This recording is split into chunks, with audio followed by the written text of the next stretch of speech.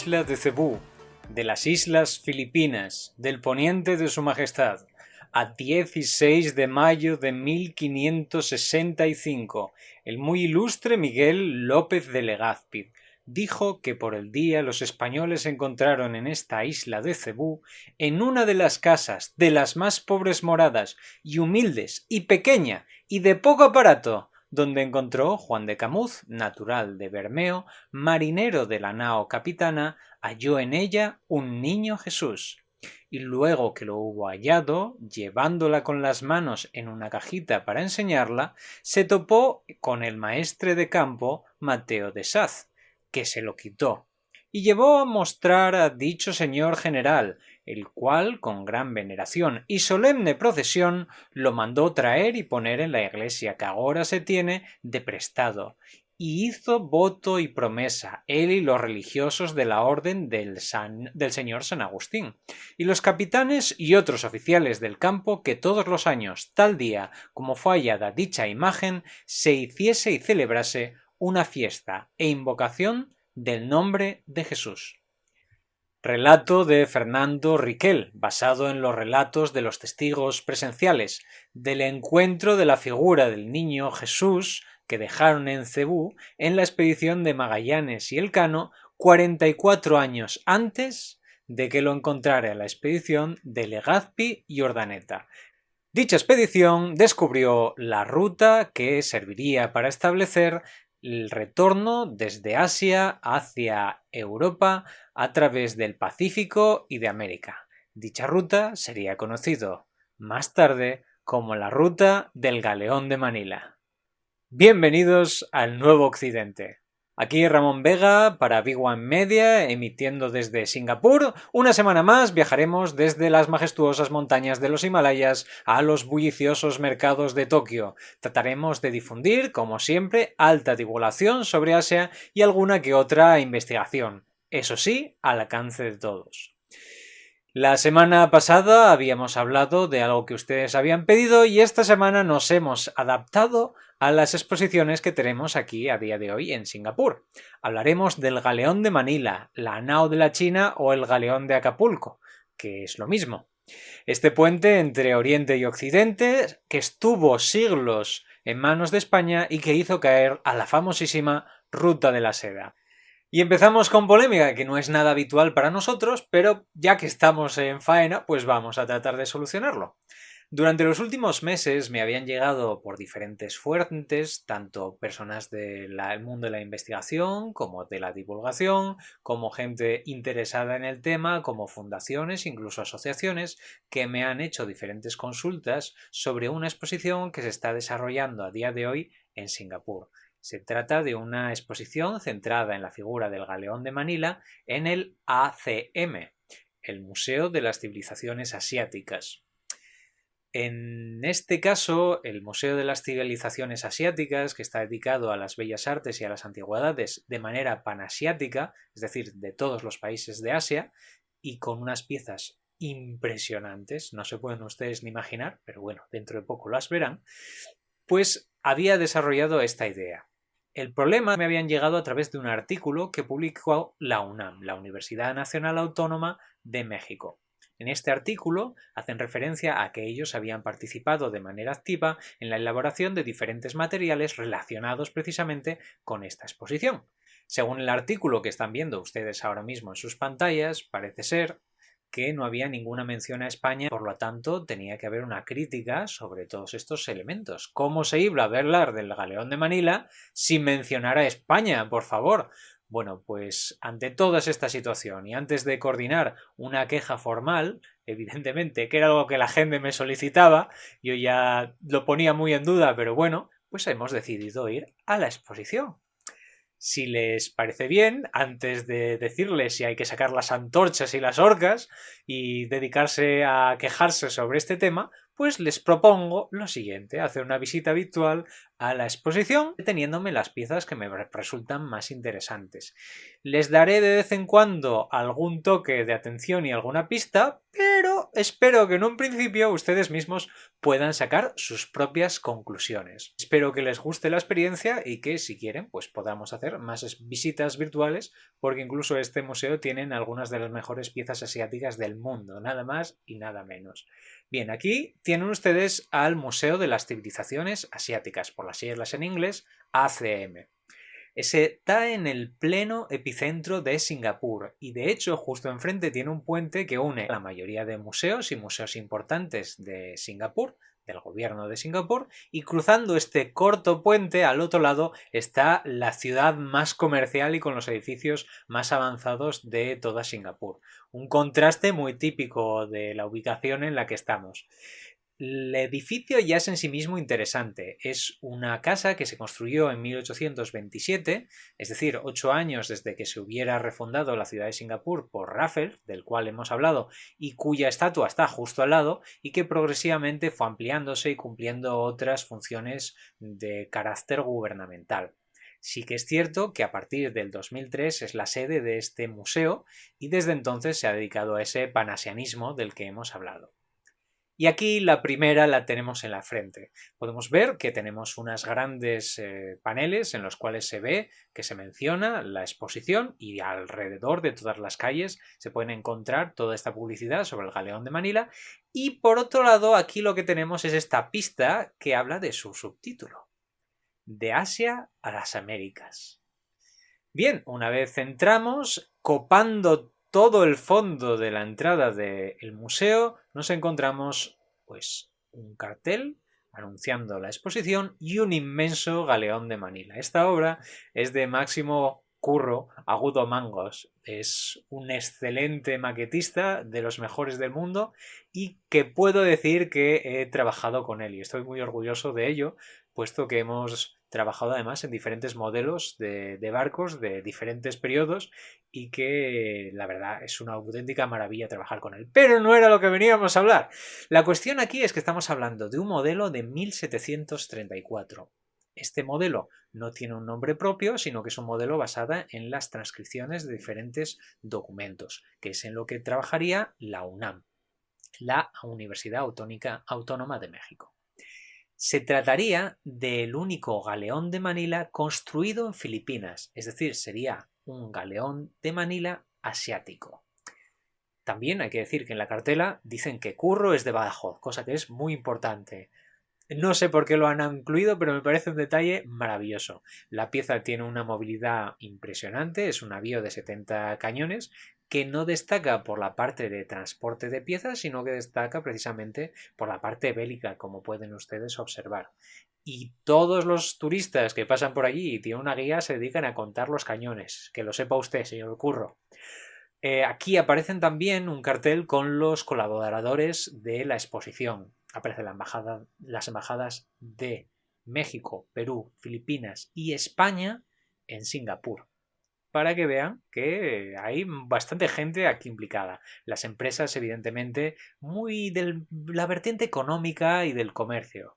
Esto ya vayan ustedes anotando en las pistas y aquellos que quieran ya puede decir hacia dónde va el objetivo de esta exposición. Y que también aquí pueden ver en el cartel cómo se refiere a la Universidad Nacional Autónoma de México, que es la UNAM, que aparece ahí al final. Por protocolo se pone después de las embajadas.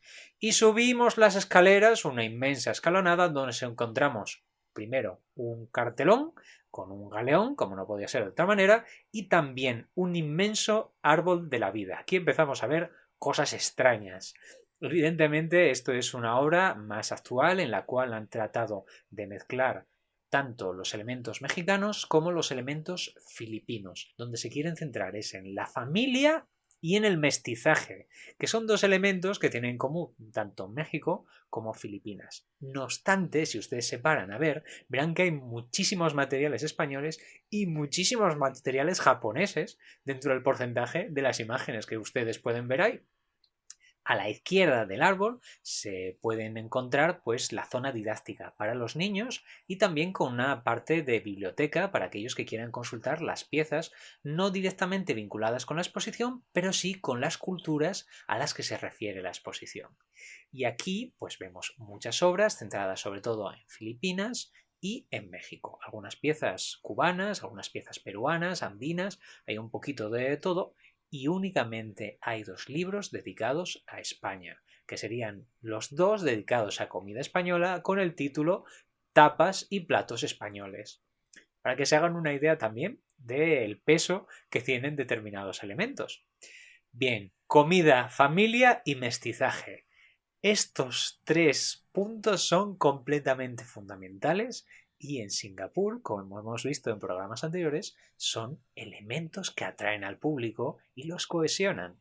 Bien, tras atravesar prácticamente todo el museo, cosa que es una experiencia en sí misma, pues llegamos a la sala de exposiciones temporales. Pero incluso antes de cruzar hacia el propio limbo de la exposición, de El Galeón de Manila, recordemos, nos encontramos esto. Es una auténtica combinación de elementos asiáticos y mexicanos, específicamente mexicanos.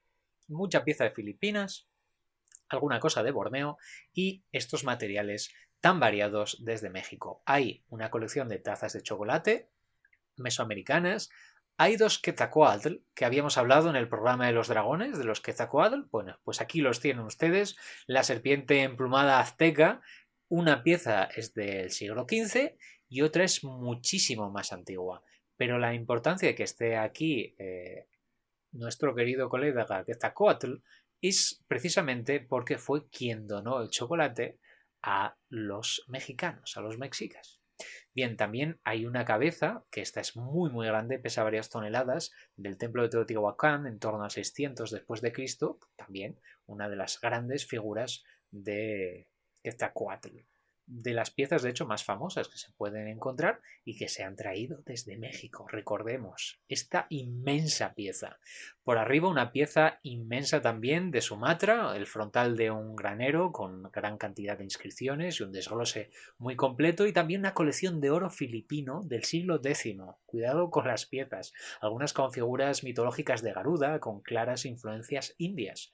Y también alguna piedra animista de Batangas del siglo XV, pues algunas cosillas un poco más variadas, pero bueno, que sepan que las calidades de las piezas, sobre todo las mexicanas, son de primerísimo nivel y que las piezas filipinas son excepcionales en sí mismas. Bien, toda esta sala se llama México y las Filipinas antes de los galeones, y su objetivo es reseñar que antes de los españoles había civilizaciones importantes y que de hecho la civilización filipina ya había contactado en aquel momento con China y con la India, y estamos hablando de en torno al siglo X después de Cristo. Y todo esto sin haber ni siquiera entrado. Seguro que ya en los comentarios hay gente que está tomando notas y dejando su parecer. Y pasamos a la entrada, que tiene un arco y tiene al lado un texto. El texto principal es la base, el fundamento argumental de prácticamente toda la exposición. En él se habla de una manera muy clara del periodo histórico del Galeón de Manila, que se establece entre 1565 y 1815. Todo muy correcto y que tiene muchísimas menciones y muchísima información muy interesante. Lo que pasa es que no les voy a narrar todo, porque verán que está absolutamente lleno de piezas toda la exposición. Creo que hay en torno a 160, 170 piezas en total. Lo que iré narrándoles es la temática de cada sala y centrándonos en un par de piezas. Trataremos de detenernos lo mínimo indispensable, pero seguro que les parece interesante y por lo tanto seguro que tampoco muchos se quejan en los comentarios. En primer lugar tenemos la sala que se llama Chocolate, Santos y Plata. Un título que también nos ayuda a comprender el tipo de organización que tiene esta exposición. Se habla de la especería, de la seda, de la plata y de la religión. Y tiene un apartado interesantísimo. En 2 pantallas expone pues diferentes referencias, sobre todo a la comida y a las recetas. Se habla del chocolate, del tomate, del maíz, del chile, de las piñas. La lista de materiales es inagotable. Y en este doble vídeo hacen un juego muy interesante. Por un lado ponen mexicanos, filipinos, ponen españoles y ponen también diferentes nacionalidades asiáticas. Y les van preguntando poco a poco diferentes recetas de cocina si saben de dónde son originarias. Evidentemente, algunos aciertan más que otros, pero se ve como en muchos momentos la pugna es clara, porque las tradiciones se han conservado de unas partes a otras y esto hace que se haya desdibujado el origen de estas recetas. Es muy interesante, pero fíjense cómo en esta zona en la que hay más materiales relacionados con el chocolate, pues hacen este pequeño guiño hacia la actualidad. Está muy interesante de ver el programa. Pero aquí está la otra parte, que es todo el proselitismo, recordemos, que se establece desde el momento en el que Magallanes pone un pie en Cebú. De hecho, es cuando dejan ahí la figura de la que hemos hablado en el inicio del programa, que sería el Santo Niño de Cebú. El mismo año, precisamente, en el que hay un establecimiento de los españoles en México, en 1521. Claro, esto sirve también para reivindicar una cohesión cronológica entre México y Filipinas, no solamente de que haya una presencia española, sino de que nota cultural y que aparece en el mismo texto de la exposición, son los mayores países católicos del mundo a día de hoy. Bien, aparte de esto hablan sobre el arte misional, como los misioneros primero llegan con unas muestras de las piezas, hablan con los artesanos, muchos de ellos chinos, y cómo estos van haciendo sus propias versiones de las piezas para la difusión, sobre todo con materiales litúrgicos, y cómo posteriormente ya se empiezan a desarrollar escuelas de talla y de trabajo en diferentes ubicaciones de todo Asia, desde Goa hasta Japón. Y aquí tenemos un hito en el camino. Vamos a hablar de los mártires. ¿Pero qué mártires? Los mártires del Japón. Desde 1587 el cristianismo estaba entre mal visto y perseguido en Japón. Hubo muchas persecuciones y prohibiciones hasta que en 1640 fue totalmente erradicado incluso la presencia de occidentales, con una mínima excepción de la cual hemos hablado en programas anteriores con los holandeses de Deshima. Pues en estas búsquedas, los japoneses que estaban buscando a los cristianos se encontraron con 4 misioneros franciscanos europeos, uno franciscano mexicano, San Felipe de Jesús, que será a la postre el primer mexicano en ser santificado, el santo más antiguo. Por otro lado, habría un indio, San Gonzalo de García, y también habría 3 jesuitas japonesas y 17 laicos japoneses, incluidos 3 niños. Y de hecho tenemos algunas de las representaciones, porque estos mártires sirvieron para la difusión a lo largo de siglos, incluso a día de hoy se siguen celebrando en el santoral, los santos mártires de Japón, bueno, sirvieron mucho para el proselitismo y en diferentes iglesias para conseguir fondos y para que la gente recordara que había gente que estaba muriendo por su fe en el otro lado del mundo. Y algunos de ellos los tenemos aquí. Este es San Pablo Miki. Y este otro que tenemos aquí es San Felipe de Jesús. Y pasamos a la segunda sala, deseando la plata. La prioridad del comercio chino era evidentemente la plata. Tanto es así que se convirtió en un auténtico problema.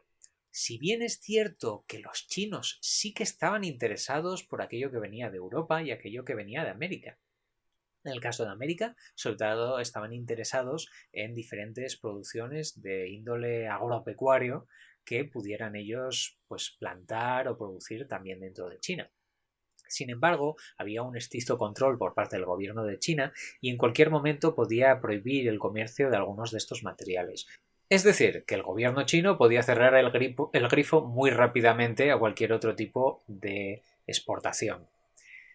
Hay que ser conscientes que entre Potosí, Bolivia y Zacatecas, España controlaba el 80% de la producción mundial de plata. Y a esto se suma que la pureza de la plata era altísima. Esto se ve reflejado en los reales de A8. Estas piezas de 8 reales, que aparecen tanto en las películas, sobre todo de piratas, pero que en realidad lo tenemos muchísimo más cerca de la mano en todos nosotros. el plus ultra que aparece reflejado en el columnario, que es estas dos columnas que tratan de reflejar que más allá de las columnas de Hércules de Gibraltar hay otro mundo, el ultramar, que reclama la monarquía hispánica, pues ese plus ultra de dos columnas con una inscripción a su alrededor se terminó transformando precisamente en el símbolo del dólar, cosa que de hecho en Singapur el dólar se sigue empleando, se llama el dólar de Singapur. También es cierto que el propio gobierno de Singapur estuvo durante mucho tiempo manteniendo estas monedas en tiempos británicos. Pero si seguimos rastreando las monedas de plata, se han llegado a seguir utilizando en Asia hasta el siglo XX con las propias acuñaciones mexicanas, peruanas o bolivianas, evidentemente con la efigie de los monarcas españoles. Estamos hablando de monedas con siglos incluso de antigüedad. Algunas de ellas se han expuesto en esta exposición, sobre todo por los chop marks o resellos. Son una serie de marcas que sobre todo hacían los plateros chinos para demostrar que la calidad de estas piezas era muy alta. Progresivamente, por diferentes tipos de procesos rituales o incluso para los procesos de verificación, se terminaban remarcando estas piezas con inscripciones de tipo profiláctico de protección y también para desear la fortuna, llegándose incluso a convertir en elementos muy importantes a la hora de realizar regalos a familiares o incluso en las bodas. Podemos ver piezas de platería de primera calidad, sobre todo aquellas dedicadas a órdenes religiosas. Son, por lo tanto, muchas de estas piezas para su empleo litúrgico. Se destacan sobre todo aquellas producidas en Manila, en el Pairán. ¿Qué era el Pairán? Pues era una especie de segunda ciudad dentro de Manila o extramuros de la ciudad intramuros de Manila, que era donde estaban las ubicaciones de los españoles. Bueno, pues en ese exterior se les permitió a los chinos tener hasta su propio alcalde. Muchísimos trabajadores de Fujian y de Guangzhou se fueron precisamente a esta zona del Pairán y fueron conocidos en Filipinas como los sangleyes. Esto que estamos hablando aquí realmente es una Chinatown, un poblado chino dentro de otra ciudad. De hecho, incluso llegó a construirse un Pairán también en México, porque los plateros chinos no se quedaron solo en Filipinas. Y pasamos a la tercera sala, la fortaleza flotante. La mejor ambientada de todas las piezas de la exposición, con música, con vídeos, incluso con un videojuego para los niños que sirve tanto para acabar con piratas, he visto a muchos niños muy emocionados jugando estos juegos, como para conocer muchísimos materiales relacionados con qué se comía en el barco o cuál era el proceso de la vida diaria dentro. También tenemos aquí uno de los mapas más importantes de la historia de Filipinas porque sigue siendo a día de hoy fundamental para diferentes reclamaciones. ¿Recuerdan ustedes de todos estos programas en los cuales hemos hablado del mar de la China y de la competición entre diferentes países por reclamar las islas que había en esa zona? Bueno, pues este es uno de los mapas que trata de utilizar el gobierno de Filipinas para respaldar la pertenencia de estas islas a su propiedad por herencia española. También se narra en esta sala cómo la escala de los barcos va creciendo. Los galeones de Manila son cada vez mayores, lo que nos va indicando que la importancia del comercio es cada vez mayor, pero que el número de barcos que pueden realizarlo está limitado por el propio gobierno de España. Mientras que al virreinato le encantaría aumentar el número de comercio, España tiene que ser muy consciente de que si toda la plata que sale desde América va hacia China, que los chinos estarían encantados de recogerlo hacia China, hacia la India, Japón, las propias Filipinas y diferentes otras ubicaciones, pues evidentemente no se comprarían piezas de España y no habría un comercio que les interesa a través del Atlántico. Por lo tanto existía esa limitación, que se arregla haciendo los barcos cada vez más grandes. También es importante hablar del apostadero de Cavite. Era la ubicación donde se reunía y se reabastecía toda la flota, se reparaba y salían de nuevo hacia América. Esta ubicación está enfrente de Manila y era dominada por la parte de la Armada Española. Y también nos hablan aquí de que para cada uno de los galeones, de los más tardíos, se emplearían en torno a 2.000 árboles, cosa que en Filipinas había y de una calidad muy alta. Aquí tienen ustedes una de las joyas de la corona para explicar la realidad española en Asia. Es el arcón del Museo de Puebla que se realizó en Manila en torno a 1650. Precisamente el arcón en sí mismo no es muy destacado por la pieza al exterior, parece bastante sencillo, es uno de los arcones que se utilizaban normalmente en los viajes con su cierre y con una cerradura interior con una especie de caja fuerte medianamente oculta. Bien, pero es que en la tapa nos encontramos esta maravillosa pintura, una imagen de Manila, precisamente en 1650, donde se puede ver el Pairán, esa Chinatown de la que hemos hablado, donde estaban los sangleyes. Sangley deriva de la palabra visitante frecuente del dialecto hokkien. Lo que ven ustedes es una especie de mini China, donde podemos ver incluso su propio mandarín a caballo y diferentes figuras recorriendo las calles de este Pairán, recordemos, con su propio alcalde, y está completamente lleno de detalles. Evidentemente hay chinos con diferentes tipos de tocados, algunos sospechosos japoneses junto a una cruz, hay mestizos, hay muchos misioneros, hay mujeres indígenas y hay varios soldados españoles con sus armas y con sus sombreros de plumas y sus coletos de cuero, también algún que otro caballero español con su espada y algunos con las barbas bien destacadas. Y también podemos ver la fortaleza de la ciudad intramuros, que está completamente artillada. También varios juncos chinos, estas embarcaciones que eran tan importantes y que eran las que realmente establecían la conexión entre China, sobre todo el puerto de Cantón y Macao, con Filipinas a través de Manila. Y al fondo podemos ver algunos de los galeones, para que se hagan una idea de la escala, además de algunas embarcaciones de comercio local filipino que van por el Pacífico, por este río. La pieza merece la pena solamente para hacer una exposición en sí misma. No me detengo más, pero que sepan que es para ir a verla única y exclusivamente a ella. También se dedica un espacio a los restos arqueológicos encontrados en las costas de California de diferentes elementos chinos, filipinos e incluso españoles. ¿Por qué? Bien, pues la explicación está en esta otra pintura, que de hecho esta es de las que pertenecen al propio Museo de las Civilizaciones Asiáticas. Aquí ven a tres personajes. Por un lado está Magallanes, el primero en llegar, por otro está Legazpi, el primero en Manila, y el que está atrás es un agustino, un tal Urdaneta, de los que llegaron 44 años más tarde que Magallanes, y es el que establece el tornaviaje. El tornaviaje era una ruta primero hipotética y que después esta expedición consiguió localizar, en la cual se podían seguir las corrientes de retorno prácticamente desde las costas de Japón hacia América.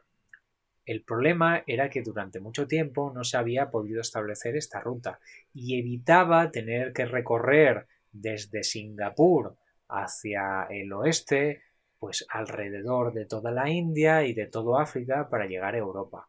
Esto era especialmente importante para los españoles, porque así se ignoraba toda la sección del mapa la cual pertenecía legalmente al control marítimo de Portugal y evitaban así los corsarios portugueses, también por otro lado. Bien, pues siguiendo el tornaviaje, que no tenía por qué ser muy preciso, podía haber desviaciones de cientos de kilómetros, pero se llegaba finalmente a los Estados Unidos y de ahí se podía ir bajando hacia el actual México. Y por eso algunas embarcaciones terminaron naufragando en las costas de California. Y esto nos lleva a la feria anual, que es la siguiente saga. Las ferias anuales eran cuando se reunían en Acapulco, con esta limitación de unos pocos barcos del galeón de Manila, pues para ejercer este control también se ejercía un control una vez se desembarcaba, y este era en Acapulco, básicamente una ciudad fantasma durante determinados periodos del año, hasta que llegaba el galeón, más o menos en diciembre o enero, y era cuando aquello era un auténtico vergel. Era la gran feria, una feria que es el fundamento de lo que hoy comprendemos como el intercambio internacional. Era un auténtico vergel de comerciantes, los cuales tenían que tener unos derechos especiales. Muchas de las piezas se desarrollaban a través de caminos y llegaban a diferentes puertos y de ahí eran exportados. Veracruz era muy importante en este proceso y también la Ciudad de México. haciendo que muchas de las piezas realmente nunca llegaran a Europa y se quedaran en América. También hablamos de que a más comercio, más riquezas. Algunos de estos productos que estaban hechos por artesanos asiáticos progresivamente fueron mejorando hasta niveles impresionantes.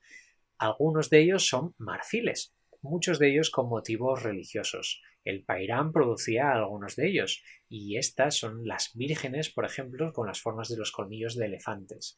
Entre mis particularmente favoritos se encuentran aquí los marfiles indoportugueses, aunque este precisamente posiblemente sea realizado también en Filipinas o en Macao.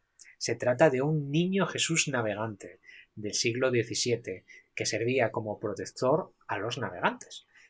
Se basa en un grabado italiano en los cuales el propio niño Jesús con su cruz está haciendo de mástil para el barco. A la vez que se desarrollaban este tipo de piezas, también se disparó el mueble.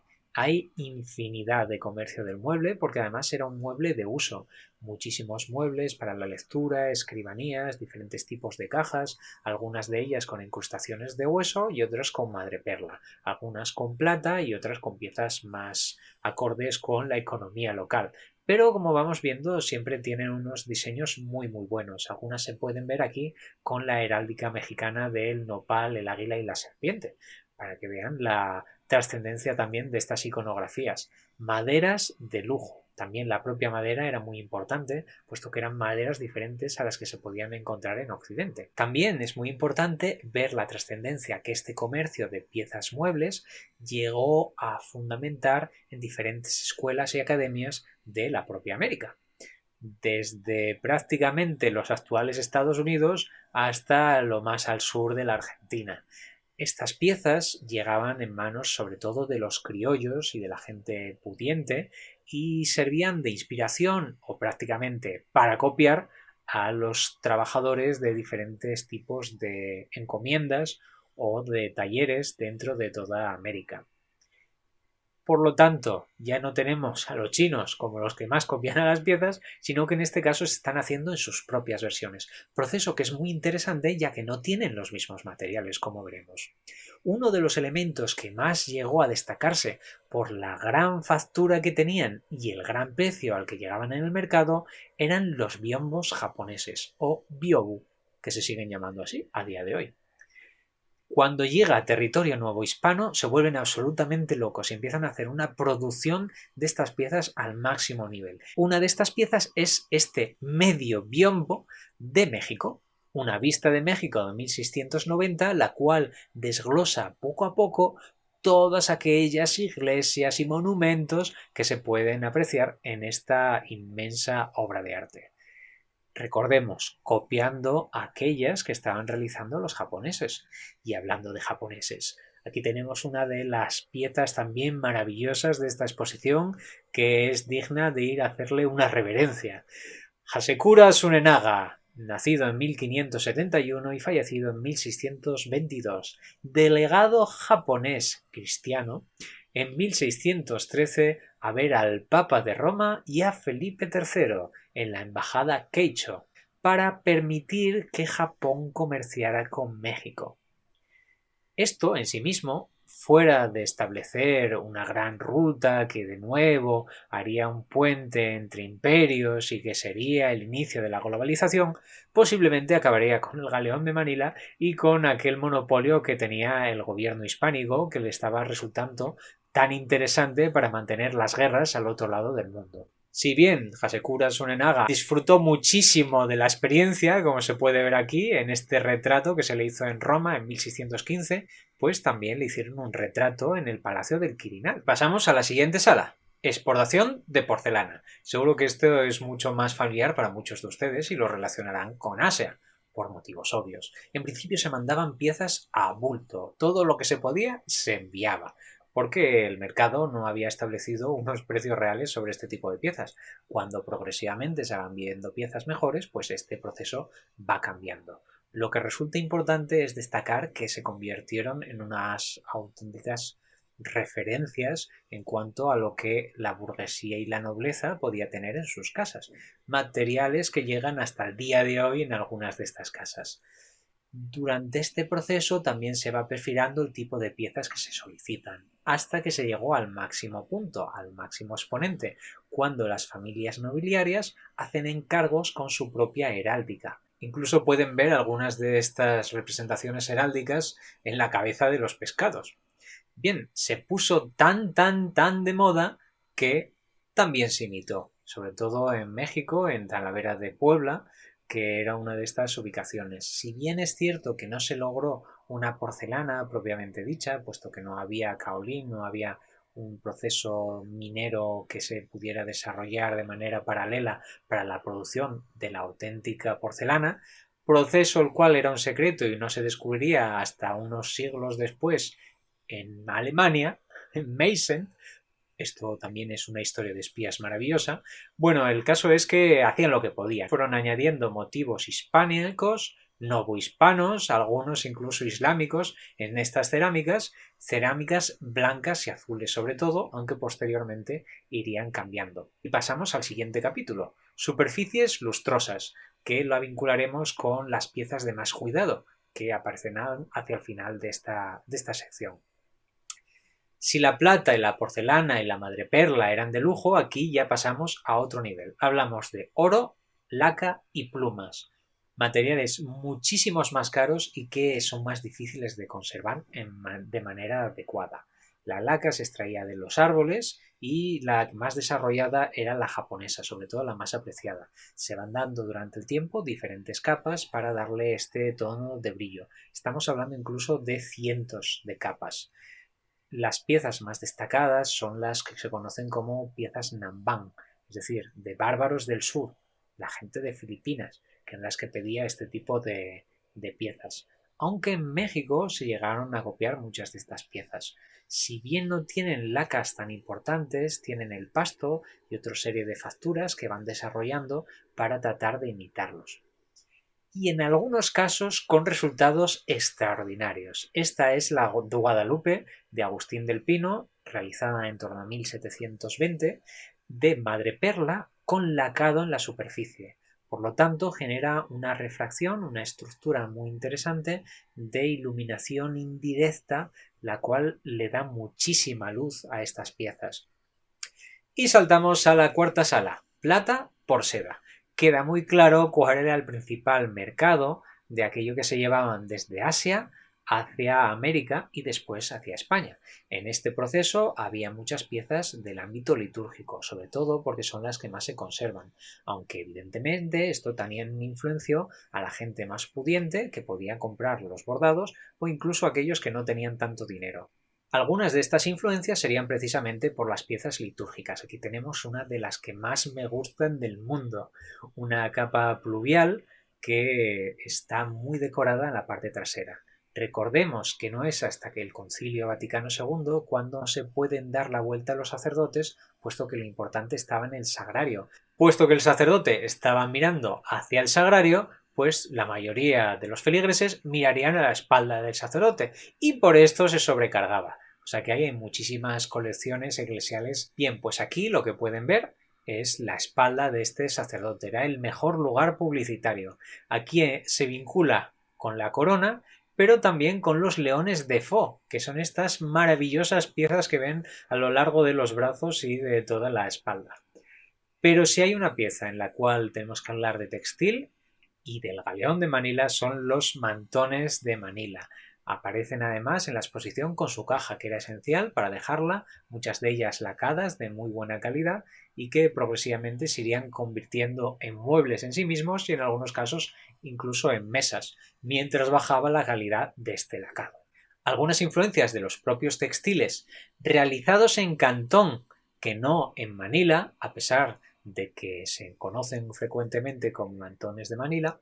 Lo que sí es cierto es que se reunían y en algunos casos algunos bordados también se realizaban dentro de la propia Manila y otros en la zona del Pairán y otros incluso se terminaban de rematar cuando llegaban a Sevilla y en Andalucía, que esto hay que tenerlo también en cuenta.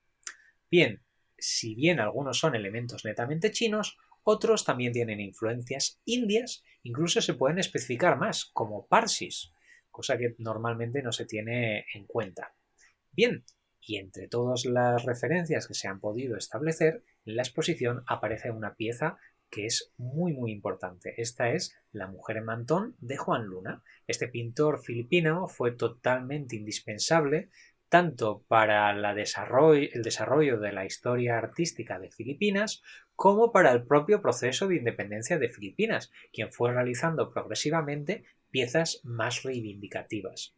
Algunas de estas piezas más importantes las tenemos en el museo justo al lado del de las civilizaciones asiáticas, para que veamos que hay una cierta vinculación, que además a día de hoy están con una exposición dedicada al trópico y centrada al mundo de Hispanoamérica. Y esto nos lleva a la siguiente y última sala, de piñas a piñas, que como está la mitad en español y la mitad en inglés, pues no puedo traducirlo de otra manera. Bien, nos habla en este apartado del desarrollo de la industria textil en Filipinas, cómo es un elemento cohesionador de la propia cultura de Filipinas, pero que también sirve para representar sus vinculaciones con España y con América. Es un elemento, por lo tanto, tanto diferenciador como híbrido. Y también se adereza toda esta sala de la exposición con diferentes tipos del país. Inicialmente estas pinturas eran unas simples souvenirs que trataban de ayudar al marino que cuando regresaba a España le explicara a sus familias qué era lo que había. Recordemos, estamos periodos previos a la fotografía. Los más importantes y el que más popularizó sobre todo este proceso fue Damián Domingo, que se dedicaba a hacer pinturas muy semejantes a las pinturas de casta. También, a su vez, esta exposición documenta cómo algunas de estas piezas llegaron a ser tan importantes y tener tanto comercio que se copiaban en China para ser enviadas a Filipinas y venderse. Y rematamos con uno de mis pintores filipinos favoritos, José Honorato Lozano, que en torno a 1850 es cuando está en activo, al menos en su máximo exponente, y hace unas tipografías con imágenes vinculándolo a los tipos del país que son maravillosas. Y en este caso el ejemplo ha sido muy bueno, el que han seleccionado, de un marino americano, de la Marina Americana, que le hizo esta pieza de solicitud. Se pueden ver barcos españoles en la parte inferior y en la parte superior pues una serie de elementos vinculados con el pairán, con la realidad china, muy china, que había en este momento dentro de Manila. Y con esto nos vamos a las conclusiones. Primera conclusión, menciones a los países. Habíamos hablado que el inicio de las dudas había surgido por si se mencionaba a España o no. Bien, en todos los textos de inicio de exposición he contado las veces que salía cada uno de los países, para que ustedes no se preocupen y no tengan por qué mirarlos. Bien, menciones a Nueva España, 1. Menciones a Perú, 1. Menciones a Filipinas, 14. Menciones a México, 21.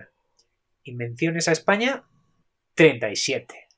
Bien, creo que con esto hemos dejado claros que evidentemente se menciona a España, incluso en España se menciona en ese artículo de la polémica, ese artículo con el que hemos empezado el programa.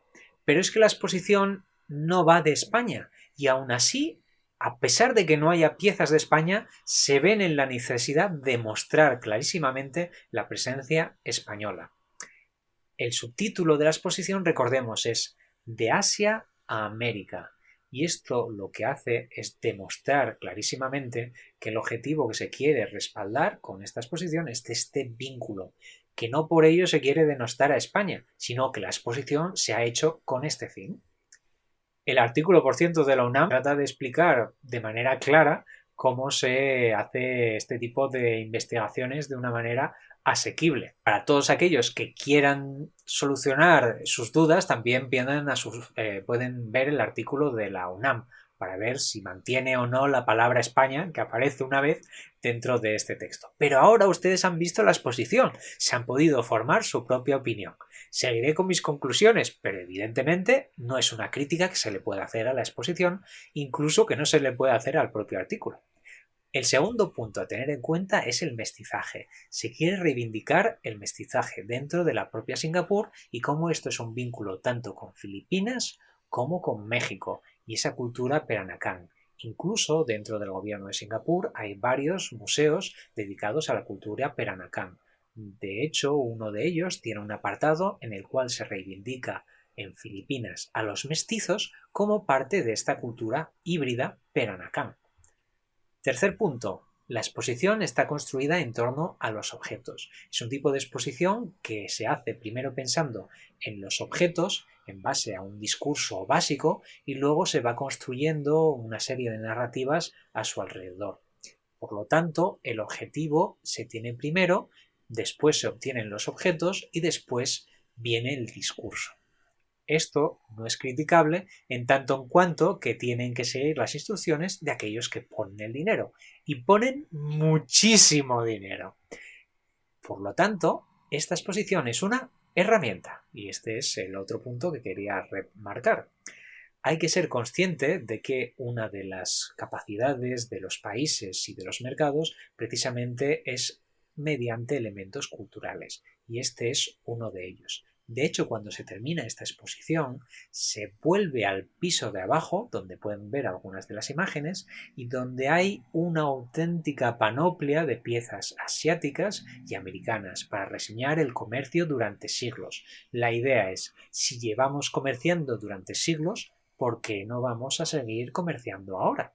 Bien, y el último punto que quería hacer en este pequeño exabrupto es darle las gracias a la Embajada de España, con los cuales me he puesto en contacto y que han contestado muy amablemente y además nos han aportado un detalle maravilloso. Evidentemente dicen que han participado en este proceso, han respondido a todas las preguntas que les hemos realizado.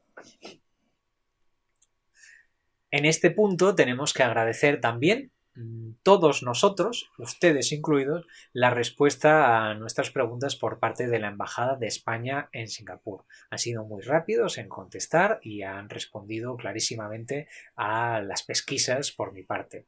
Nos han dicho, de hecho, que no es la única vez que han tenido contacto con el Museo de las Civilizaciones Asiáticas, cosa que me consta y les honra.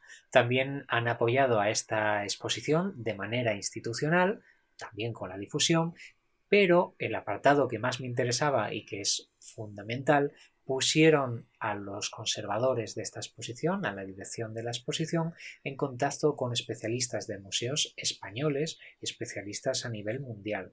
Y esto es lo que sirve también para tener en cuenta cómo los argumentos de estas exposiciones después tienen un apartado científico. Incluso reseñan que hay un lugar al cual les mandaron a los miembros de esta exposición, al Archivo Histórico de la Armada, archivo que está en proceso maravilloso de renovación con su sede de Juan Sebastián Elcano, este megaedificio o megaedificios, que son 3, los cuales remarcan además un detalle muy bueno por parte de la embajada, que es que se vaya a los documentos. Por mi parte, chapó por la Embajada de España en Singapur, que con lo mínimo han conseguido mantenerme a mí alegre y darle un buen respaldo a esta exposición. Bien, y ahora vamos a hablar de mi crítica a esta exposición, puesto que aquí no se puede ser totalmente parcial en ninguno de los casos. Por un lado, si bien es cierto que el galeón de Manila más o menos se puede cerrar en 1815, esto genera un problema, puesto que una vez se cierra el galeón de Manila, diferentes gobiernos dentro de la Hispanoamérica que se va haciendo independiente, y de toda América que se va haciendo independiente, pueden tener un contacto directo con los países asiáticos, porque no están restringidos por el galeón de Manila. Es decir, el proceso en el cual podía haber un mayor desarrollo de la conexión entre América y Asia, lo ignoran. El proceso se llama el galeón de Manila, pero si se requería hacer realmente esta conexión, pues evidentemente, posiblemente habría sido un mejor modelo. No obstante, ¿por qué pienso yo que han hecho esta elección? Porque es mucho más interesante poner un título del galeón de Manila y es además muchísimo más atractivo para el público. Estamos hablando además de piezas mucho más antiguas y mucho más curiosas, como ustedes han podido observar. Por otro lado, buscando un fallo en la parte sobre todo de Filipinas, sí que tiene algunos problemas con la descripción de la sociedad colonial y saltándose sobre todo el concepto del criollo. Es decir, también en Hispanoamérica el concepto de aquellos españoles que tienen hijos y estos hijos aparecen o nacen en América, pues son los criollos y esto va generando una élite diferenciadora. Bueno, pues esta parte tampoco se tiene tan en cuenta, a pesar de que los mencionan con otros nombres, pero no deja claro este punto. No obstante, esto un quisquilloso y un tema sobre todo para americanistas. Y por otro lado, aunque también es comprensible, está lo que ha destacado la Embajada de España, que es que faltan documentos. Si bien esto en una exposición española sería maravilloso, también entiendo que por problemas de idioma los documentos, o al menos unas reproducciones de los mismos, no se hayan podido poner. Pero un documento mínimo en el cual se desarrollara todo el cargamento que va y viene o viene y va desde Filipinas hasta Acapulco o de Acapulco a Filipinas podría ser muy interesantes. Hay algunas referencias al mismo, pero no ese material tan tangible que podrían ver pues reflejado de manera tan clara. Y por otro lado, dentro de mi crítica también alabanzas a las maravillosas piezas, que además se han seleccionado algunas de las más llamativas, se han centrado sobre todo en las instituciones que tenían que apoyar a todo este proceso, por ahí también muy bien. Hay unas piezas completamente inesperadas que me las tomo como un regalo, como las de la entrada que hemos visto. También es una exposición pequeña para los cánones a los que estamos habituados, pero con muchísimas piezas a pesar de ello. Y esto evita que haya huecos. No llegan a un horror vacui y hay una buena relación texto-piezas. Por ahí, muy bien. Y además hay una excelente ambientación en muchas de las salas, tanto por la parte lumínica, que es de 10, sobre todo para la preservación de las piezas, como incluso música compuesta exclusivamente para esta exposición. Y ya para poner un broche, los guías, lo que llaman los docen aquí, los guías oficiales de la exposición, mi agradecimiento a la doctora Swan Cisne, que me hizo una visita impresionante y con la cual además pude hablar largo y tendido, y también broche de oro con los materiales para los niños y la gran cantidad de recursos como los materiales en braille y para la dactilografía, para que la gente que tiene problemas visuales pueda acceder también a las piezas. Por lo tanto, cumpliendo además el objetivo de la exposición, pues estamos aquí en un 9 o un 10 en cuanto a puntuación con los recursos y el espacio con el que se contaba. Por mi parte, una reflexión. Evidentemente, España no ha sido olvidada. De hecho, España ha olvidado más a Asia que al contrario. Conozco a mucha gente que no podría mencionarme 4 islas de Filipinas. Que la gente pruebe en los comentarios, no es tan fácil. También hay que ser consciente que se está desarrollando un nuevo galeón de Manila, más o menos en la línea de la nueva ruta de la seda, que pueda fomentar el comercio con América. ¿Qué podría hacer España? Bueno, pues España podría desarrollar sus propios proyectos. Con que únicamente un 10% de las empresas que quieran tener presencia en Asia de parte de España pudieran fomentar este tipo tanto de investigaciones como de exposiciones, pues tendríamos materiales más que suficientes, que podrían ser incluso complementarios a otras exposiciones desarrolladas por países americanos o por países asiáticos, porque tenemos muchos documentos y eso es muy importante, el papel lo aguanta todo y son los que sustentan a día de hoy nuestra historia. Bien, también hay que ser conscientes que hay un reconocimiento implícito a que la parte más divertida de toda la exposición es la parte española, que es cuando hablan tanto de los galeones como de la lucha contra la piratería o de la vida a bordo. Bien, en algún otro momento haremos un especial del Galeón de Manila o varios especiales porque tiene para llenar YouTube prácticamente, pero en este caso hemos aprovechado la oportunidad y hemos ido a ver estas piezas que espero que les hayan gustado. Bien, y en la bibliografía, a un nivel básico, les recomiendo que si pueden obtengan este libro para los niños de Navegando con Solo, con este chihuahua, y si no, escaneen este código donde pueden tener los textos esenciales del inicio de cada sala de la exposición, que son bastante aclaratorios de todas las piezas de las que hemos ido hablando.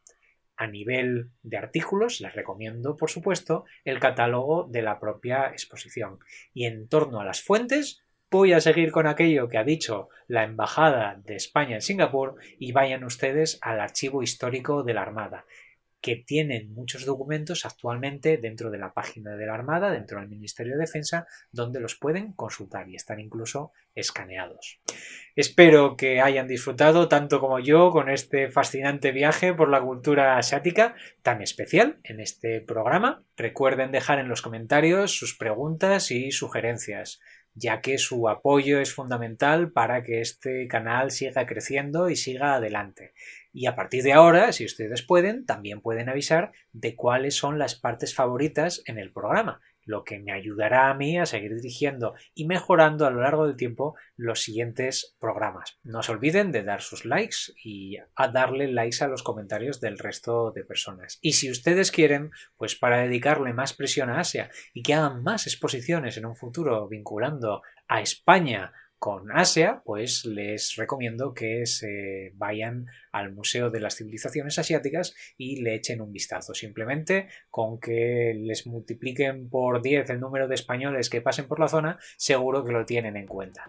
Bien, disfruten de esta semana, nos vemos muy pronto en el Nuevo Occidente.